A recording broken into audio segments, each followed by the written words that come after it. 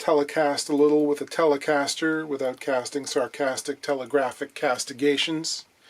This here thing is from 1999. If it partied like it really doesn't show because it's in pretty good shape. I'm fond of Telecasters, some of you know, and this is a very pleasant example. The owner gigs. The owner is notoriously hard on frets, too. He wants stainless for that reason, and he wants them really big. He wants jumbos. I'm not going to go too in-depth on the refret and belabor things because it seems like I've done enough of those in the past few weeks. I haven't even shown you all the refrets I've done in that time. They come in waves. Here's something a little different though. This guitar has a vintage style bridge, and the player is used to something more along the lines of the modern examples that don't have these sidewalls, like the American Standard, that kind of thing.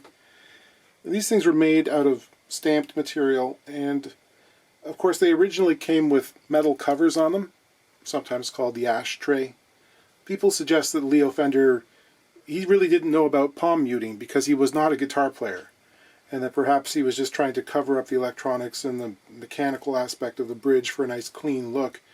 Maybe that's true, but it's also probable that he intended the cover to interact with the magnetic field in some way, basically coloring the signal, or functioning as shielding too, noisy single coil pickups. Regardless, very, very few people play with the cover on. I'm always on the lookout for historical examples and pictures. There's a really nice publicity photo of a young B.B. King with an Esquire that has the cover on. I don't know if he used it that way. And Albert Collins, the Iceman, another blues guy, played with the cover on. Muting was not a big part of his sound. Well, this player is having a hard time getting used to it, specifically the treble side wing there. He's bonking his finger against it and wonders if there's something I can do. And I said, yes, I can remove that finger, hold still. And he said, no! So instead, I'm going to hack off a portion of the bridge, ruining its collectability forever, and I feel good about it. I'm going to start off by measuring the action, like I do, just to keep tabs. This is a player who likes higher action, which doesn't happen all the time. It's kind of interesting when it does. He's got the Stevie Ray Vaughan syndrome. A lot of repairmen really love to hear that because it means it's not as low as it can go without buzzing, those are dread words in every repair shop. You can get away with a lot if it's higher. We've got 5.5 64ths on the bass side and about 6 on the treble, which is kind of what he wants. 6 64ths, which I can do that, no problem. So we're going to go from these little guys, which are actually in really good shape, the frets I mean, and put in some jumbos. I'm checking the neck relief. Is that still important on a guitar with high action? I think so. Because with the strings higher off the fretboard, you got to push them farther to reach the top of the fret, bending them slightly sharp. And if there's a lot of excess bow in the board, it can throw off the mathematical placement of the fret scale, basically. So you want it maybe even a little bit straighter than normal. You can get away with it.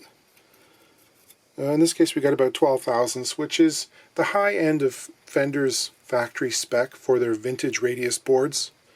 The 7 1/4 boards need a bit more relief in the neck. Next question is, are we going to get away with using the original nut or not? Sometimes we do, sometimes we don't. You might be surprised at how often we can. It would seem strange because if we're adding 10, 12, 15 thousandths to the fret height, it would seem that the nut slots would then be too low. But because this fret is so close to the origin point, the edge of the nut there, and we're going to be raising the saddle to compensate for that extra bit of height here, that this ratio doesn't change all that much. And if it does, it's usually just enough to be annoyingly buzzy, It's like, darn it, if it was like 2 thousandths lower, we'd get away with it, but sometimes we can't. It seems like most of these there's a generous amount of space on these, so maybe we'll be okay. These Telecasters, I think this would be the Vintage 2 series. Always kind of make me chuckle a bit when I see the headstock here. I was in the market for one of these back in the 90s. Around 95 or so, I was looking at Telecasters on the wall, And I thought, like, that just looks weird to me. The thick outline on the decal for Fender, because, I mean, it doesn't look vintage. It doesn't look like anything. It just looks strange. But that's how they did them. These necks from the 90s, we don't have to worry about pushing the frets out sideways. They didn't use that special press of theirs after 1985, I believe. But we still have to worry about the heavy buildup of lacquer or polyurethane, polyvinyl that's in the corner between the fret and the board, because, as always, these things get sprayed after the frets are installed and it just builds up there. And if I go and try to pull these out, oftentimes it's hard to get purchase with the jaws of my fret pulling pliers, because that's in the way, and if I leave it there without scoring, frequently it'll crack off, taking big sort of fingernail shaped segments of finish along with it, which is not cool, even in a relic looking board. These frets had a really thick buildup of finish in the corner and on the sides of them. You can see this one, I was actually having trouble pulling it out, and I realized, oh hey, the finish is still holding on. It's functioning like glue. Starting to pull that up, so before we go too far, I got to get in and cut that free again. Just have to be cautious and continually check to see what's going on.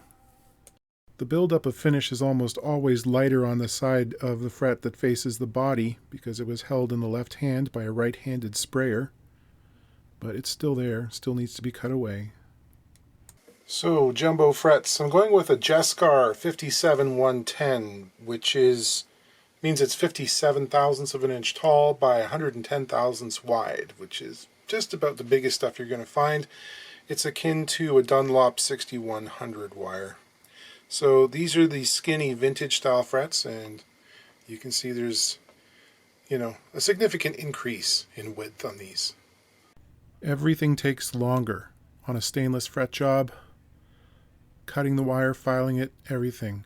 And in fact, on the jumbo frets, just cutting them off is a feat of strength. This is really tough stuff. The wire is so hard and so thick that, to be honest, someone with average hand strength, you're probably better off using a Dremel cutoff wheel or something similar, because by the 21st fret, you've probably inflicted tendon damage on yourself. It's also really rough on tools. These are channel lock nippers made in the USA. They're just barely able to handle it. One concession I've started when using stainless wire on a Fender is I'm now cutting the tang back a little bit like we do for bound fret jobs. This could be a little controversial because people expect to see the metal end of the fret tang flush with the wood on the outside of the neck. The issue is with stainless, flushing it up, filing those 42 fret ends, it can take forever. If you want to do it in such a way that you're not like peeling off all the finish on the side of the neck, you have to do each one individually. And it's so hard that the file wants to skip off and end up in the wood rather than the metal. So, and you really do want them flush and then some, especially on a job like this that's taking place in midsummer, because in January those ends might protrude, and then you're doing that filing all over again as a warranty service. So taking extra time to cut back the tangs, it's easier with the frets off the guitar. I'll fill the slot ends with some super glue and it should look fine, and it will feel nice and comfy. But yeah, things like filing the frets and polishing them, it takes quite a bit more time than a standard fret job, and that's why they cost more. Work on this bridge plate.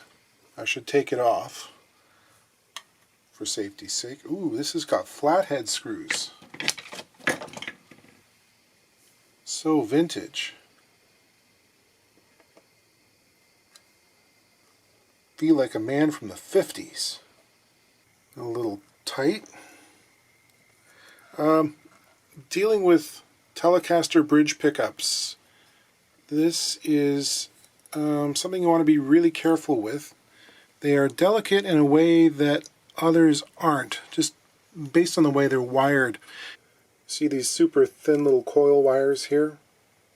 In this pickup there are a couple of nice grooves for those to run in, but in some earlier examples there aren't. And those just bend right around the flat surface of the pickup base plate there. And if you were to rub up against them, well, then you no longer have a functional pickup. So I'm going to cut this portion of the sidewall away. I want to do it in something kind of elegant, hopefully. I'm just going to start right about here towards the end of the screws. Should give enough clearance.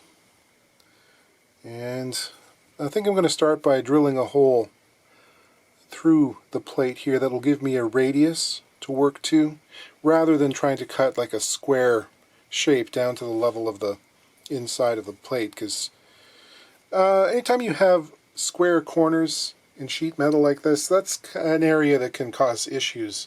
If there's any sort of tensions released, cracking can start at a point like that. A radius is much friendlier to work with, I think.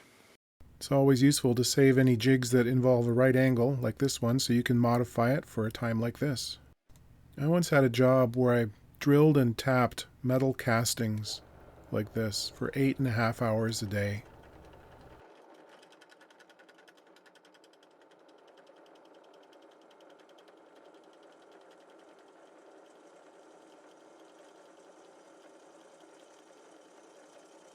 Here's the setup I came up with for making a straight cut in the metal. I love these little abrasive cutoff discs. They're very handy. And because this is not a how-to, I don't feel the need to mention that safety glasses are kind of important in such cases. If you're going to try something like this, you already know that, right? You better.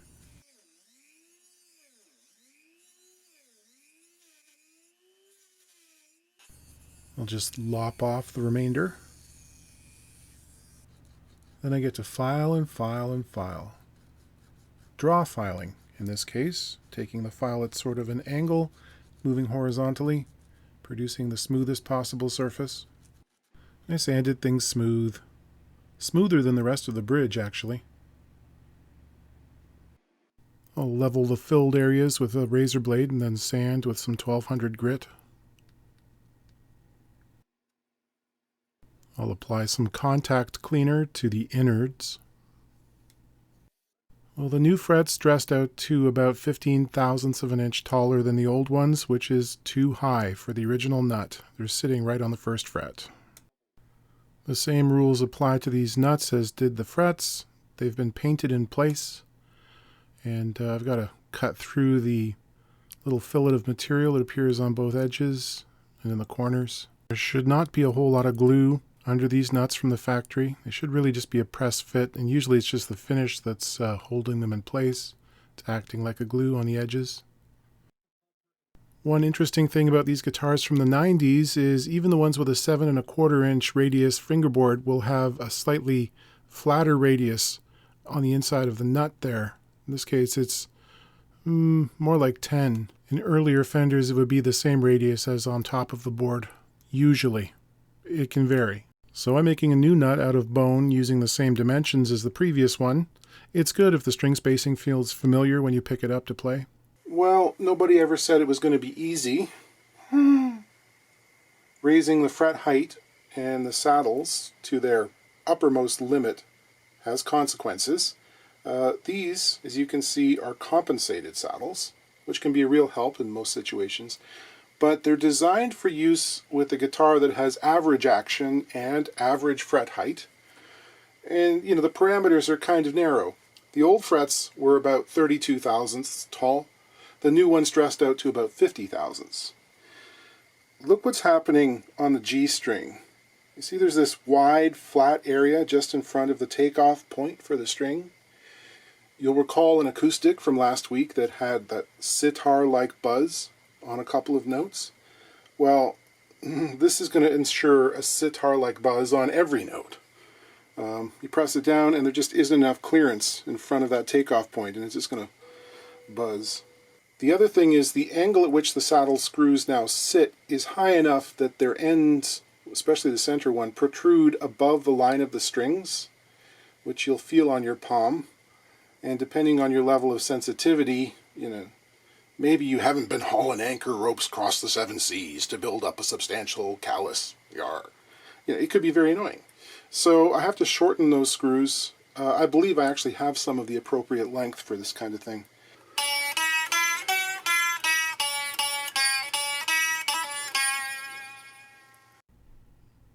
So many turns. So many. So I spent some time with a file. It's nice that it's brass and not stainless steel. Okay, the shorter screws, which worked on some 1970s Telecasters, are obviously a different thread size from the one they were using in the 90s. Nothing can be consistent, can it? So I guess I'm lopping off the screws that came with this. Having raised the height of the strings means I also have to adjust the pickup height, which on a vintage Telecaster means removing the pickguard. At least it only has 5 screws. Well, that was more work than I was anticipating, but it almost always is. Let's put it through its paces.